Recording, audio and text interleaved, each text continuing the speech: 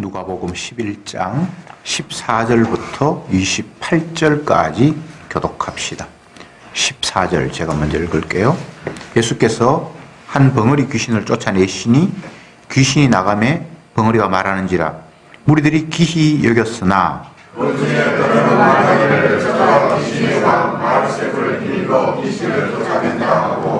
또 들어는 예수를 시험하여 하늘로서 오는 표적을 구하니 예수께서 저희 생각을 아시고 있으시되 스스로 분명한 나라가 함께 하셨으며 스스로 분명한 것을 주어주시리라. 너희 말이 내가 바알세불을 힘입어 귀신을 쫓아낸다 하니 만일 사단이 스스로 분쟁하면 제 나라가 어떻게 서겠느냐. 내가 바알세불을 힘입어 귀신을 쫓아내면 너희 아들들은 누구를 믿어 쫓아내느냐. 그러므로 저희가 너희 생각이 되리라. 그러나 내가 만일 하나님의 손을 힘입어 귀신을 쫓아내는 것이면 하나님의 나라가 이미 너희에게 임하였느니라. 강한 자가 무장을 하고 자기 집을 지킬 때에는 그 소리가 들려야. 더 강한 자가 와서 저를 이길 때에는 제 믿던 무장을 빼앗기고 제 재물을 나누느니라. 나와 함께 아니하는 자는 나를 반대하는 자요 나와 함께 모르지 아니하는 자를 대치는 자니라. 더러운 귀신이 사람에게서 나갔을 때에 물 없는 곳으로 다니며 쉬기를 구하되 얻지 못하고 이에 가로되 내가 나온 내 집으로 돌아가리라 하고 이에 가서 저보다 더 악한 귀신 7을 데리고 들어가서 거하니 그 사람의 나중 형편이 전보다 더 심하게 되느니라. 이 말씀하실 때에 우리 중에서 한 여자가 음성으로 들어가는데 당신의 왼혀와 당신의 넘은 것이 조국이 하니 예수께서 가라사대 오히려 하나님의 말씀을 듣고 지키는 자가 복이 있느니라 하시니라. 아멘. 지난주 또 그 지난주 본문은 제자가 예수님께 어떻게 기도하면 됩니까? 라고 물었을 때에 예수님께서 이렇게 기도하라 라고 기도의 내용과 함께 구체적으로 기도하는 대상 또 기도의 내용 여러 가지들을 주님께서 말씀을 하셨습니다. 그 이후에 이제 연결되는 내용이 오늘 본문인데 예수님께서 귀신이 들려서 말을 못하는 어떤 사람에게 귀신을 쫓아냄으로 말미암아 자유롭게 이제 말을 하게 된 그런 상황이 왔고 그 광경을 목격한 사람들이 예수님의 그 놀라운 일을 보면서 한쪽에서는 아마 예수라는 사람이 그 사탄에게 속해 있기 때문에 그 사탄의 힘을 빌어서 사탄을 쫓아냈을 것이다.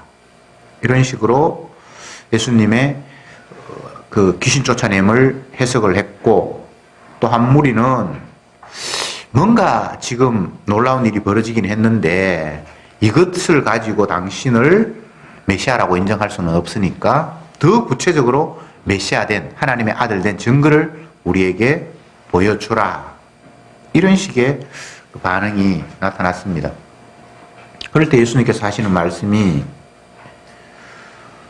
너희들 가운데 내가 사탄의 왕의 힘을 빌어서 귀신을 쫓아냈다라고 주장하는 사람도 있는데 그건 말이 안 된다. 어떻게 같은 사탄이 사탄을 쫓아낼 수가 있느냐. 그렇게 되면 그 나라가 어떻게 제대로 설 수 있겠느냐라고 예수님께서 공박을 하시면서 하신 말씀이 너희들 가운데도 귀신 쫓아내는 사람이 있는데 그러면 그 사람들도 귀신의 힘을 빌어서 귀신 쫓아냈던 말이냐? 그게 아니라면 내가 하나님의 능력으로 귀신을 쫓아낸 것이고 그렇다면 너희 가운데 이미 메시아가 왔다. 하나님 나라가 이미 시작이 되었다. 이렇게 말씀을 하시면서 덧붙여서 하시는 이야기가 어떤 강한 사람이 자기의 힘으로 누구도 침범하지 못하도록 아성을 쌓고 자기의 소유를 강하게 지키고 있었는데 더 강한 사람이 침략해 와서 그 악한 세력을 끊고 그 가운데 있는 소유들을 강탈하게 되지 않겠느냐, 이런 이야기를 예수님께서 하셨습니다. 귀신 들린 사람에게 귀신을 쫓아내고 그 상황을 보면서 사람들이 저 사람은 더 강한 귀신에 의해서 사로잡혀서 귀신을 쫓아낸 것인가? 아니면 혹시 메시아인가? 뭔가 이런 이야기들이 왔다 갔다 하는데, 여기에서 주님께서 하시고 싶은 말씀은 지금 현재 너희들이 처한 상황이 악한 귀신에게 사로잡혀 있다라는 것을 전제로 일으킨 사건입니다. 사람들은 몰라요. 이 세상이 사단에게 사로잡혀 있어서 꼼짝도 못하고 그 안에 갇혀 있다라는 현실을 인지하지 못해요. 굳이 본문에 나타난 귀신에 사로잡혀서 말도 못하고 벙어리처럼 살아가는 이 사람만 귀신에게 사로잡힌 것이 아니라, 예수님의 이 행위를 보면서 더 큰 귀신에 사로잡혀서 귀신을 쫓아냈을 것이다, 또 아니면 혹시나 메시아일지 모르니까 다른 능력도 한번 보여봐라, 뭐 다양한 반응들이 일어나는데, 이들 전체가 사실은 사단의 권력 아래 놓여 있어서 자기 마음대로 어찌하지 못하는 상황 속에 놓여 있는 자라는 사실을 예수님은 지금 이 상황을 통해서 그들에게 넌지시 일러주고 있어요. 그런데 아무도 인정하지 않아요. 말 못하는 벙어리, 귀신에게 사로잡혀서 자기 마음대로 말도 못하고 하는 그 사람은 귀신에게 사로잡혀 있다는 걸 인정하지만, 정작 말할 수 있고 자기 발로 가고 싶은데 걸어갈 수 있는 자신은 절대 귀신에 사로잡혀 있는 것이 아니라 자기는 자율권을 가지고 자기가 원하는 삶을 펼쳐낼 수 있다고 생각하고 있는 거예요. 여기에서 문제의 심각성이 있어요.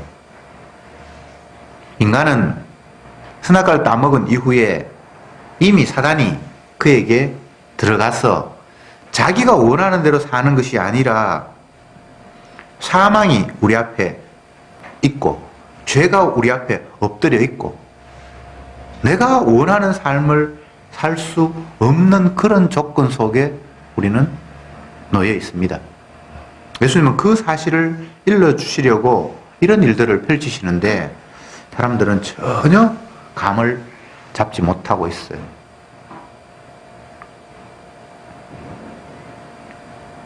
사단에게 사로잡혀 있다. 이 세상은 악한 영이 지배하고 있다. 라는 것이 예수님의 정확한 세상을 보는 진단이고 우리의 처지인데, 아무도 그 사실을 인정하려고 들지를 않아요. 내가 왜 귀신에 들렸어? 저 말 못하고 미친 짓 하는 저 사람은 귀신에 들리는지는 것 같은데 나는 지금 멀쩡해. 내가 왜 귀신에 들렸단 말이야? 사람들은 그렇게 자기 자신을 평가하고 있습니다. 그러면 역으로 묻죠. 정말 너희들이 정상 맞니? 강한 세력, 21절에 강한 자가 무장을 하고 자기 집을 지킬 때에는 그 소유가 안전하되 더 강한 자가 와서 저를 이길 때에는 제 믿던 무장을 빼앗기고 저의 재물을 나누리라.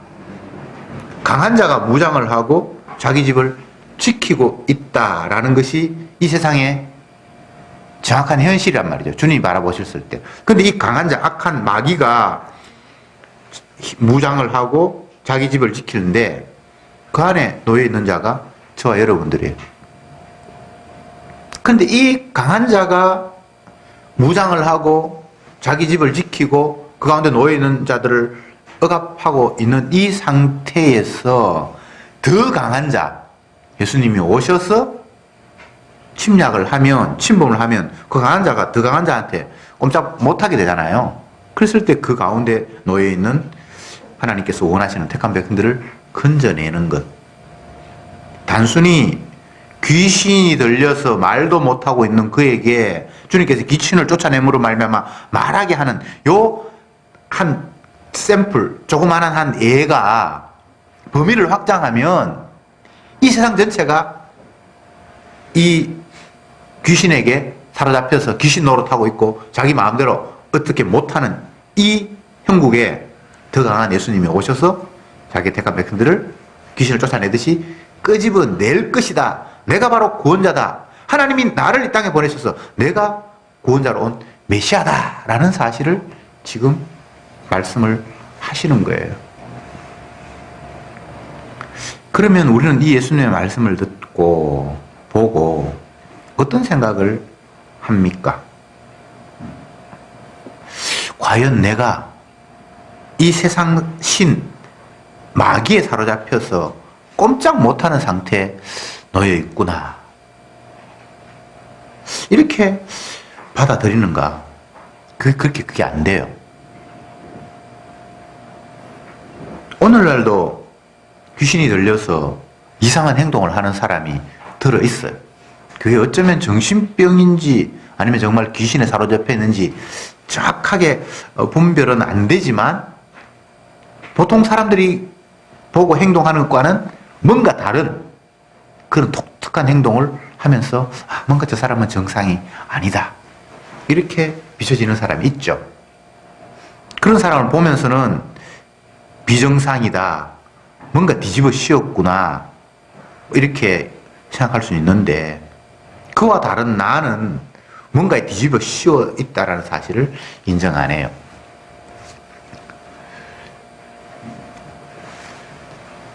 제가 자주는 아니지만 1년에 한두 번 서울을 가면 여러 가지 생각을 하게 되는데 우선은 내가 참 시골에서 조용한 곳에 살았구나 이런 생각을 하고요. 너무 복잡하고 사람들이 많고 정신이 없이 왔다 갔다 하니까 난 진짜 시골 사람이구나 이런 생각을 첫 번째 하고 또 한 번 드는 생각은 막 정신없이 분주하게 왔다 갔다 하는 사람을 보면서 야, 사람이 저렇게 살아가나? 저게 살아가는 모습인가? 그냥 에스컬레이터 올라가면 가만히 있으면 되는데 그게 또 막 계단을 막 밟아가거든요. 또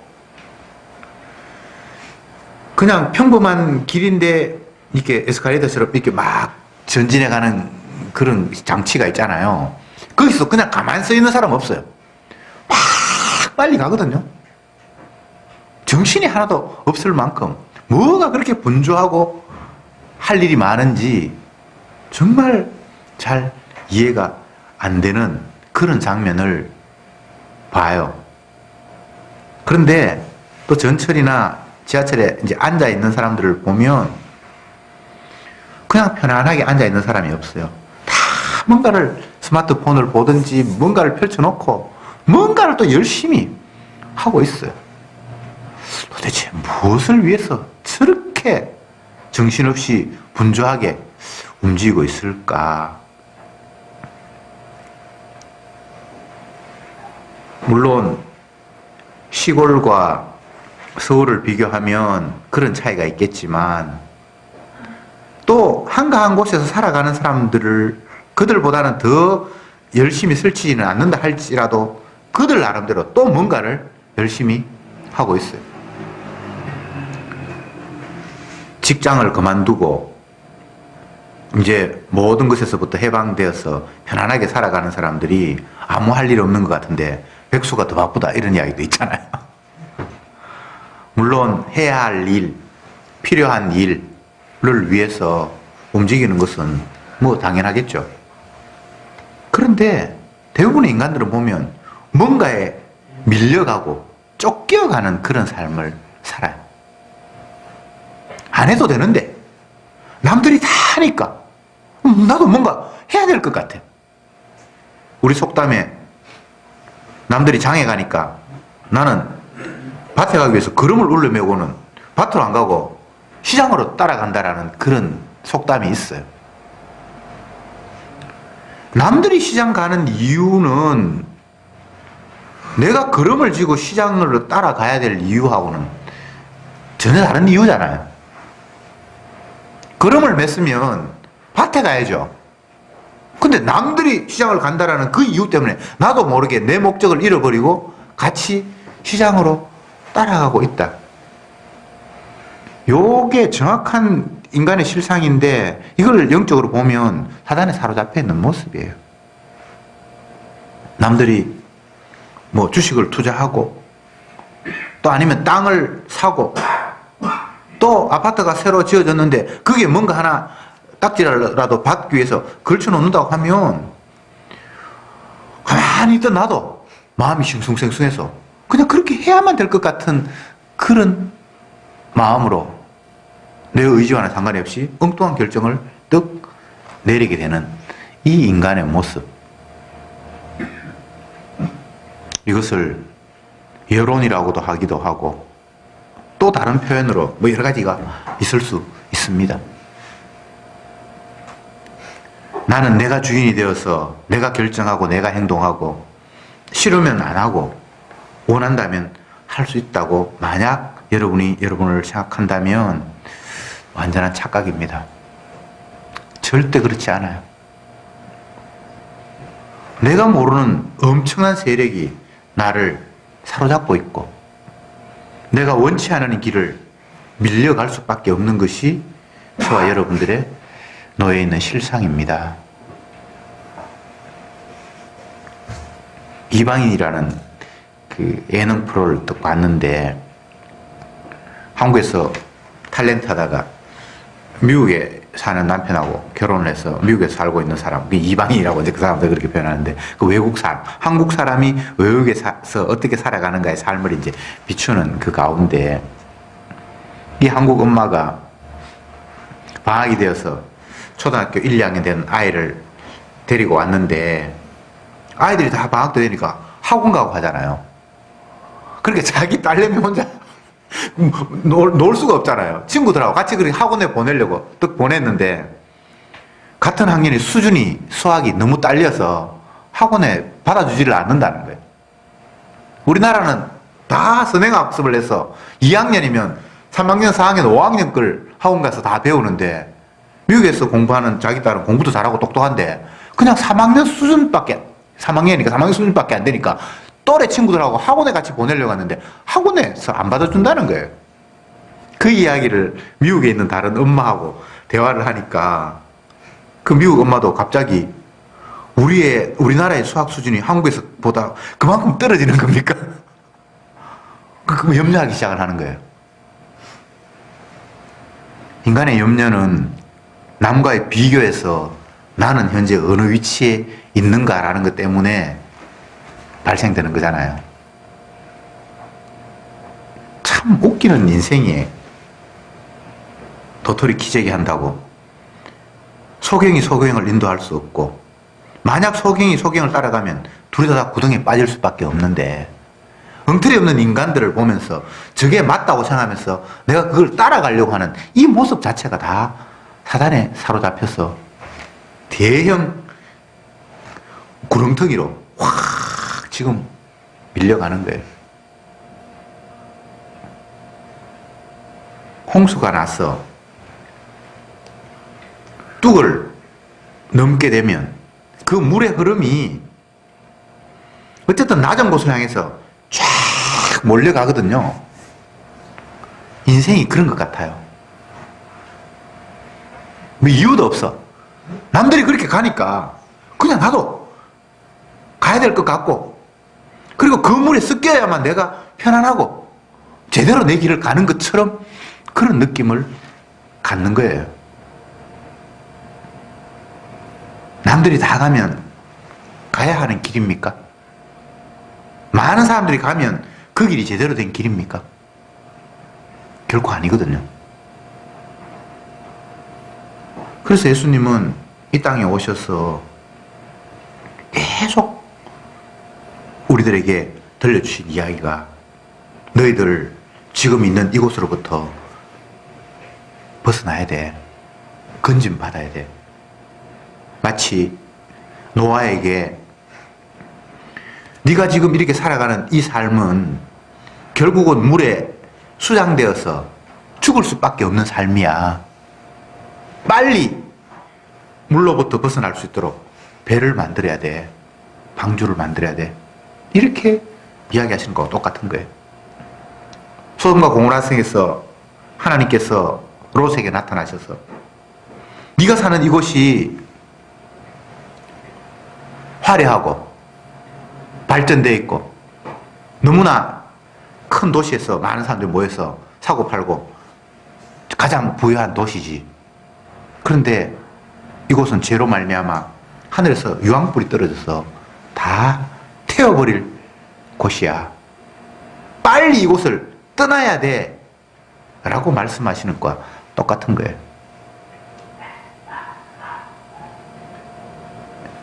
이 땅을 떠나야 된다고, 이곳은 죄악된 곳이라고, 빨리 이 테두리에서 벗어나야 된다고 말씀하시는 예수님을 붙들고 제자들은, 또 수많은 사람들은 주님, 내가 이 땅에서 어떻게 하면 더 행복하게 더 잘 살까요? 지금 뭔가 모자라는데 조금만 더 채워주시면 살만한데요 라고 기도하고 있어. 우리가 지난주에, 그 전주에 기도에 대해서 말씀을 살폈는데, 예수님의 제자가 왜 예수님께 기도에 대해서 우리에게 좀 가르쳐 주십시오 라고 요청을 했을까요? 제가 말씀드렸잖아요. 평소에 기도하고 살지만 자기 기도에는 별로 효과가 없어. 그러니까 기도하는 쪽쪽 100% 응답이 된다면 이보다 더 괜찮은 일은 없는데, 예수님은 하나님의 아들이라 그러니까 그 부분에 대해서 빠삭할 테니까, 주님, 내가 어떻게 기도하면 내가 100% 응답받을 수 있겠습니까? 라는 그런 마음으로 예수님께 어떻게 기도하면 됩니까? 라고 기도에 대해서 가르쳐 달라고 부탁을 한 거예요. 그런데 주님께서 기도 이렇게 하라고 말씀하신 내용에는 그 기도를 알고 싶어서 어떻게 기도하면 됩니까? 라고 물었던 그 사람의 생각과는 전혀 다른 방향으로 예수님께서 말씀하시는 거예요. 너희는 이렇게 기도하라. 하늘에 계신 아버지여, 아버지 이름이 높임 받으시며 그 나라가 이 땅에 임하게 하옵시며, 내가 나에게 죄 지은 자를 용서함 같이 나의 죄를 용서해 주시고, 뭐 일용할 양식을 주시옵소서. 뭐 이렇게 기도하라는 거예요. 평소에 자기는 그렇게 기도하지 않았거든요. 내 아들 잘 되게 하시고, 우리 남편 잘 되고, 나도 건강하고, 사업 잘 되고. 근데 뭐 하나님의 이름이 그렇게 여김을 받고 그 나라가 이 땅에 임하고 뭐 이런 거하고는 전혀 관심이 없는 거예요. 내가 내게 죄 지은 자를 용서하고 그런 적도 없고.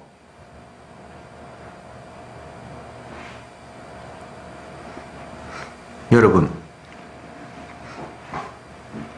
주님은 우리의 기대와 바람의 대상이 아니에요. 그 사실을 적나라하게 보여준 사건이 예수님께서 십자가에 죽으신 사건이잖아요. 누구도 예외가 없어요. 어떤 특정한 인물이, 특정한 권력과 세력이 예수님을 잡아 죽인 것이 아니라 모든 인류가 예수님을 한 목소리로 보기 싫어, 꺼져 하면서 십자가에 죽여버렸어요. 성경은 계속해서 그 이야기를 또 하고 또 하고 또 하고 반복하고 있어요. 내가 이 땅에 너희를 구원하기 위해서 왔는데 너희들은 나를 전혀 쓸데없는 자로, 건축하는 사람이라고 가정을 한다면 이 돌은 도대체 이 집을 짓는데 쓸모가 없어 하면서 버린 돌이 된 그런 나다. 주님께서 이렇게 말씀을 하시는 거예요. 오늘날 수많은 기독교인들이 성경을 펼쳐놓고 나는 예수님을 사랑한다, 그래서 주님을 위해서, 주님의 영광을 위해서 무언가를 한다, 주님 앞에 기도한다, 뭐 헌금한다, 봉사한다, 많은 이야기를 하는데 정작 그들의 마음속에 갈구하는 바는 이 세상을 떠나라 그러고 여기서부터 너희들이 건진받아야 된다고 말씀하시는 그 주님 앞에 주여 이 세상에서 행복하게 살게 하옵소서라고 주님을 붙들고 있는 형국이란 말이죠.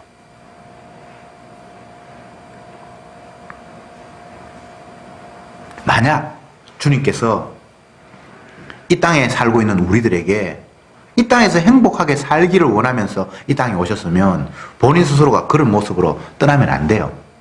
이 땅에서 임금되어서 어깨동무하고 잘 먹고 잘 살아야 한다고.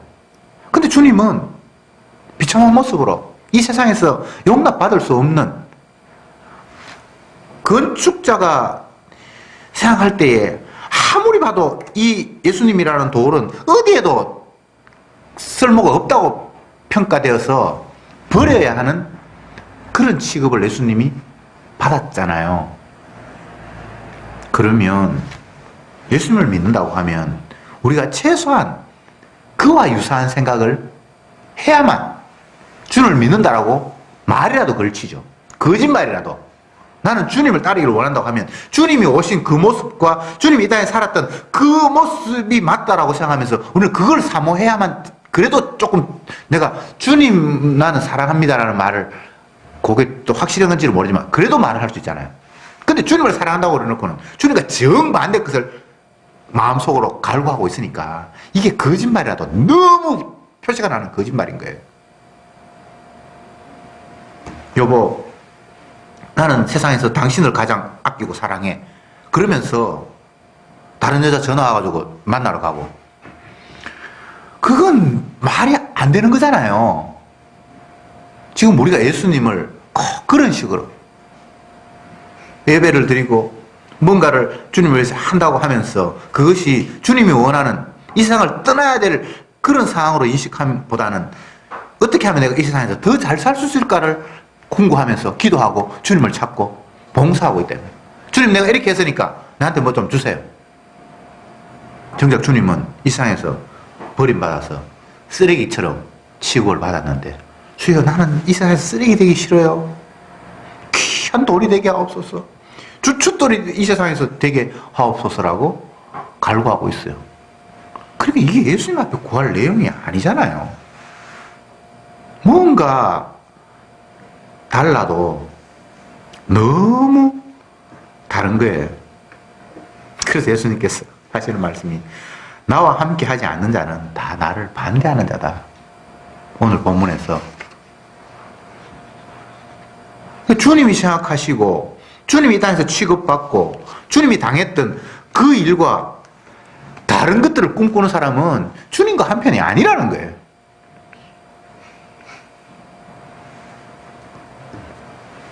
더 정확하게 이야기하면 이 땅에 그 어떤 인간도 주님과 한편은 없습니다. 이스라엘이 늘 착각한 게, 구약의 이스라엘이 주님은 자기 편이라고 생각한 거예요. 하나님께서 그들에게 찾아오셔서 율법 주셨고 성전 지으라고 그랬고 내가 너와 함께 하겠다고 약속을 하셨으니까 다른 나라는 아니고 주님은 우리 편이라고 생각을 한 거예요. 근데 주님이 이스라엘 편이었습니까? 주님이 이스라엘을 향해서 율법도 주시고 성전을 지으라고 하신 이유는 주님이 이스라엘 편들려고 하는 것이 아니라 이 세상에 아무도 주님을 아는 사람이, 이해하는 사람이 없다는 사실을 확인시켜주는 거예요. 예수님이 12제자를 부르신 이유는 이 세상에 그 어떤 인간도 주님의 뜻을 알지 못한다는 거예요. 주님이 메시아로서의 역할을, 기능을 계속해서 펼치면서 사셨잖아요. 제자들은 누구보다 더 가깝게 그것을 목격했잖아요. 근데 마지막 결정적인 순간에는 주님 모른다고 떠나가버리는. 그러니까 그 12제자의 모습은 이 세상의 인간들을 대표하는 표본으로 그냥 뽑아놓은 거예요. 이스라엘이 그런 존재예요. 하나님 이스라엘 편 들려고 하는 것이 아니라 이 세상에서 한 나라를 딱 불러서 주님의 기적을 베풀고 홍해 바다를 건너게 하고 뭐 만나를 먹이고, 하여튼 내가 하나님이고 내가 세상의 주인이라는 사실을 보여주었는데 결국은 주님 말씀을 불순종하고 떠나가 버린 그런 것을 주님이 보여주시기 위함이지, 하나님 이스라엘 편든 적이 없고요. 12제자 편든 적이 없고요. 오늘날 교회 나온다고 하는 우리를 주님이 편들지 않아요.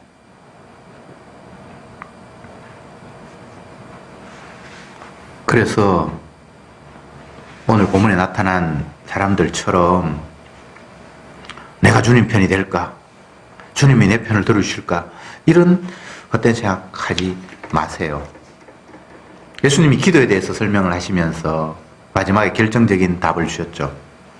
아들이 생선을 달라 하면 뱀을 줄 아버지가 있겠냐?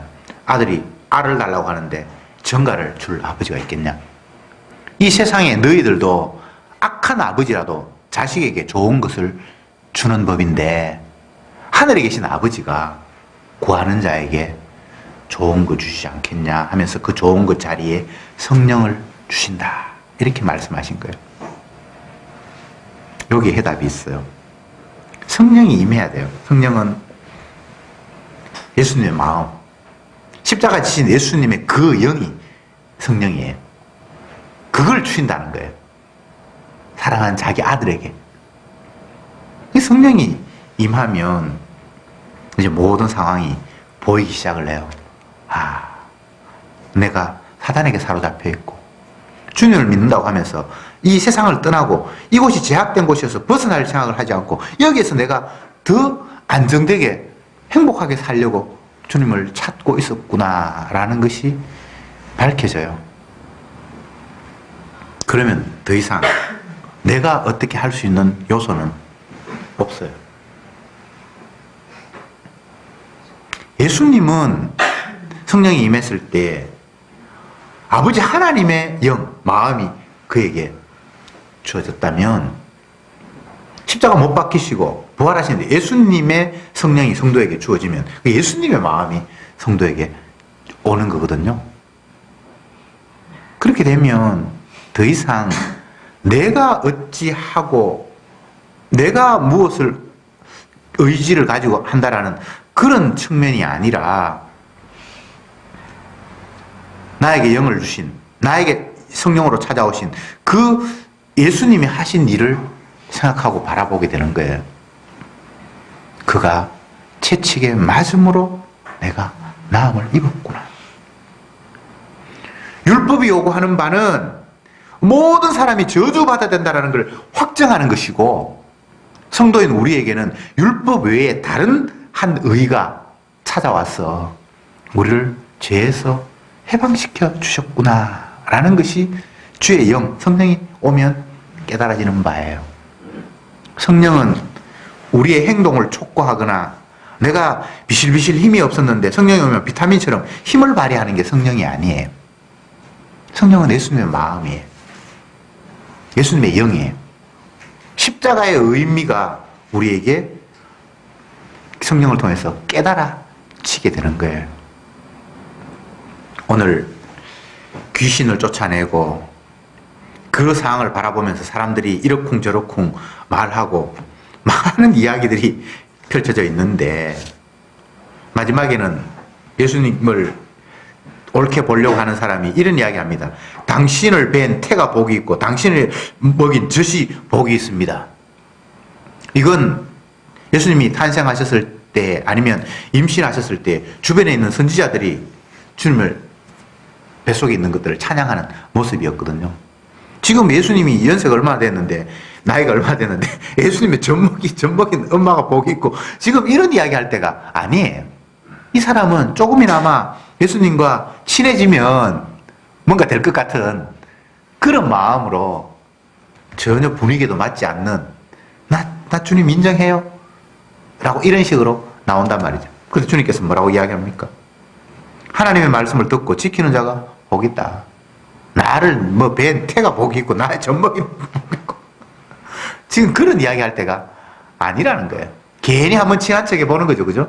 다른 사람은 당신을 메시아로 인정하지 않는데 나는 인정할게요 라고 이야기하니까 그게 중요한 게 아니고 하나님의 말씀을 듣고 지키는 자가 복이 있다. 물론 듣고 지킨다라는 게 우리가 지키는 게 아니에요.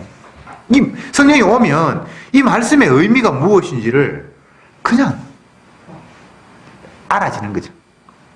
그게 깨닫는 사람이 복이 있다. 바꿔 이야기하면 예수님이 왜 죽어야 하는지, 그분이 왜 죽었는지, 그분의 피 흘리심의 의미가 무엇인지 아는 자가 복이 있다는 거예요. 그 자가 귀신으로부터 벗어난 자예요. 오늘 본문에서 예수님께서 한 샘플을, 한 어떤 인간형을 정말 귀신에 사로잡혀서 말도 못하고 하는 그에게 귀신을 쫓아내고 말하게 하셨습니다만 그것 자체는 구원은 아니에요. 이 세상에 마귀에게 사로잡혀 있다는 것, 주님께서 그 마귀를 이기기 위해서 왔다는 것을 보여주는 징표일 뿐이지, 멍하니 귀신 쫓아냈다고 해서 그 사람 구원받는 거 아니에요. 뒷부분에 뭐라고 이야기하는가 하면, 귀신이 나가서 깨끗하게 소재되었는데 귀신이 돌아다니다가 갈 데가 없네 하면서 옛날에 있던 대로 다시 가야겠다 하면서 다른 귀신까지 다 들고 들어온다라고 이렇게 얘기를 하고 있어요. 표면적으로 이렇다 저렇다라는 걸 중요하게 생각하지 않아요. 진짜 주의 영이 임한다면 내 모습이 어떤 모습이며, 이런 나를 위해서 주님께서 하신 일이 어떤 일이며, 무엇 때문에 주님의 은혜가 이렇게 나에게 다가왔는가를 깨닫게 된다는 것을 주님은 본문을 통해서 우리에게 일러주신 거예요. 여러분, 은혜는 행하는 것이 아니라 깨닫는 겁니다. 상황을 아는 거예요. 노아 홍수 시대 때 노아가 은혜를 받았다면 그것은 하나님이 이 죄악된 세상을 물로 심판할 수밖에 없구나라는 그 상황을 깨달은 거예요. 그래서 주님이 말씀하신 방주를 만드는 거죠. 방주를 만든 행함을 사람들이 강조하는 사람이 있는데 상황이 깨달아졌기 때문에 그냥 그건 행동들은 자연스럽게 나오는 거예요. 소돔과 고모라를, 원래 롯은 아브라함과 같이 살았잖아요.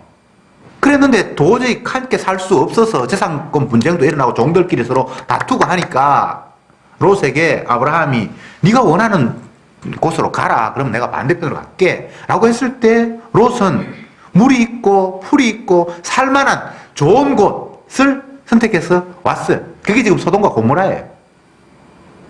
살기 좋은 곳으로 찾아서 왔는데 궁극적으로 보니까 주님이 불로 심판해야 될 죄악된 도성이에요. 주님이 이곳에 유황불 떨어뜨려서 내가 다 태워버리겠다. 빨리 떠나라 라고 말했을 때에 떠나는 행동이 중요한 것이 아니라 그 상황을 알았기 때문에 갈 수밖에 없는 거예요. 행위라는 것은 항상 그런 겁니다. 근데 어리석은 마귀는 자꾸 행동만을 강조해요. 11조 해라. 안식일 지키라. 구제해라. 금식해라 하니까 의미도 모르고 그냥 막 하는 거예요. 그게 열심히 하고 지옥 가는 거예요. 1회에 2번 금식하고 11조 하고 구제하고 하루에 3번 기도하고 얼마나 열심히 하는지 몰라요. 근데 주님 뭐라고 이야기합니까? 이게 마귀짓이라는 거예요. 성도에게 행함이 없다는 이야기를 성경이 하고 있는 게 아닙니다. 행함이 중요한 게 아니에요. 알아야 돼요. 깨달아야 돼요. 이 상황이 그렇게 받아들여져야 돼요. 그렇게 될 때 자연스럽게 소돔과 고모라를 떠날 수밖에 없고, 그게 재산이 있고 하든 말든 불로 좀 태운다고 그러시는데 그 상황이 그냥 그대로 믿음으로 받아들여졌는데 그 상황에서 주춤주춤 할 수가 없잖아요. 그러니까 떠난 게 중요한 게 아니고 그 상황을 정확하게 깨달았다는 거예요. 여러분, 주님이 말씀하시는 세상이 장난이 아니고 이게 진짜 현실이거든요. 오늘날 인간들이 돈만 있으면 살만한 세상이라고 이구동성으로 이야기해요. 육을 즐길 거리들이 산지에 있어. 돈이 없어서 못 즐기는 건 있는데 돈만 있으면 즐길 게 너무 많은 거예요. 여기가 좋사오니 주님 재림도 필요 없어. 돈만 있으면 여기가 천국이라고 사람들은 생각하면서 이 세상을 천국으로 누리기 위해서 돈을 쫓아가잖아요. 그런데 정말 이 세상이 살만한 세상입니까? 계속해서 저주가 번져가고 있음을 목격하고 있잖아요. 발전이라고요? 퇴보하고 있어요. 살기 좋다고요? 아니에요. 참으로 웃기는 상황은 가난한 사람은 더 발전된 도시로 옮겨가고 살기를 원하는데 정작 많이 가진 사람은 공기 좋은 시골로 장소를 옮기고 있어요. 그곳이 살기가 너무 안 좋다고. 시골 사람들은 어떻게 하면 도시에 들어갈까 삐까뻔쩍한데 어떻게 들어갈까를 머리를 디밀고 연구하고, 진짜 가진 사람은 한적한 곳, 조용한 곳, 공기 맑은 곳으로 옮겨가서 살기로 하는 거예요. 결과적으로 이야기하면 어디도 살기 좋은 곳이 없어요. 가시와 은근키가 계속해서 황폐화시키면서 이곳이 저주받은 곳이라고 주님이 지금도 보여주고 계시는 거예요. 제가 얼마 전에 부산에 가서 친구들 만났는데 그 친구 하는 이야기가, 야, 포항에도 지진이 났고 경주에도 지진이 났고 한데 그 울산은 안 흔들리더나? 그렇게 물어요. 많이 흔들리더라. 내가 그렇게 얘기했죠. 어떻게 불안해서 사노? 그렇게 물어요. 불안하면 다른 방법이 있습니까? 내가 지금 어디 가야 돼요? 일본 사람들이 세계에서 경제적으로 두 번째로 평균적으로 잘 사는 나라라 그러는데 매일 지진이 일어나고 땅에서 유황불이 지금도 올라오고 있고, 아소산 같은 데는 한 번씩 뭐가 뻥뻥 터지고 있고. 근데 뭐 갈 데가 어디 있는데? 여러분, 이 세상은 주님께서 불로 심판하겠다고 이미 작정한 세상입니다. 그 가운데 저와 여러분들이 있어요. 우리 피할 방법 없습니다. 불로 심판하는 이 소돔과 고모라 땅, 이 땅에서 행복을 추구한다고요? 그런 발상 자체가 지금 전혀 사태 파악이 안 된 거예요. 사도 바울이 주의 영이 임하고 난 이후부터는 빨리 떠나게 하옵소서라고 기도합니다. 주님 만나고 싶습니다.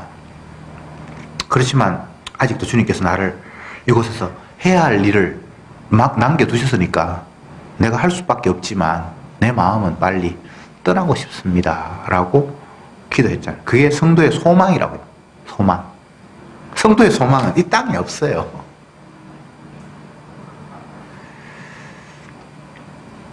저와 여러분들은 주님의 은혜로 상황 파악을 날마다 해야 됩니다. 그게 안 되면 무턱대놓고 열심히 살고 충성한다고 해서 그게 뭐가 되는 게 아니에요. 열심요? 너무 열심을 내서 문제라. 그냥 에스컬레이터 잘 올라가고 있는데 왜 또 열심히 그렇게, 뭐가 그렇게 바빠서 그렇게 올라갑니까? 나중에는 엘리베이터에서도 아마 훌쩍훌쩍 뛸 것 같아요. 그냥 올라가고 있어요. 좀 맡기세요. 내가 설쳐서 낸 일이 아니에요. 상황을 볼 수 있어야 돼요. 아, 지금 주님께서 이렇게 심판하고 계시는구나. 내가 놓여 있는 곳은 인간이 어떻게 할 수 있는 그런 공간이 아니구나.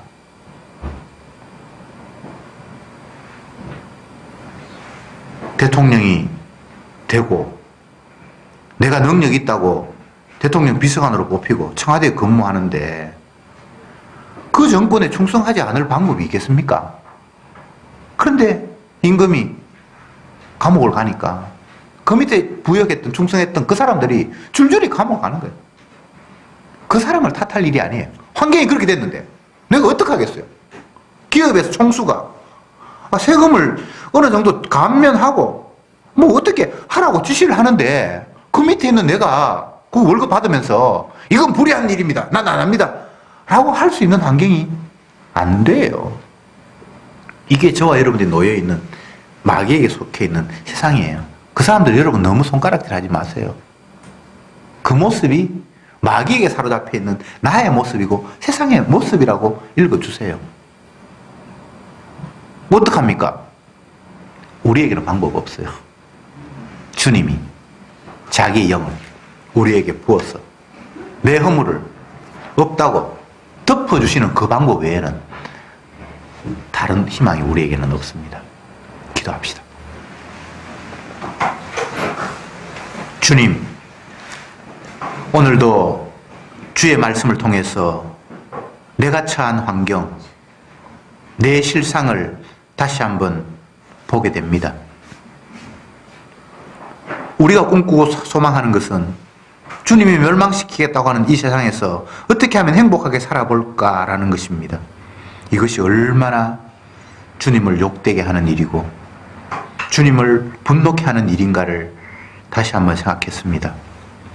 제발 주님이 싫어하시는 일들에 내 마음이 빼앗기지 않게 하시고 주님께서 말씀하신 대로 떠나야 할 이곳, 구출받아야 할 이곳에서 주의 말씀으로 날마다 떠나는 삶을 꿈꾸는 저들이 되게 하옵소서. 우리 마음대로 떠날 수도 없습니다. 내 죄를 내가 어찌할 수도 없습니다.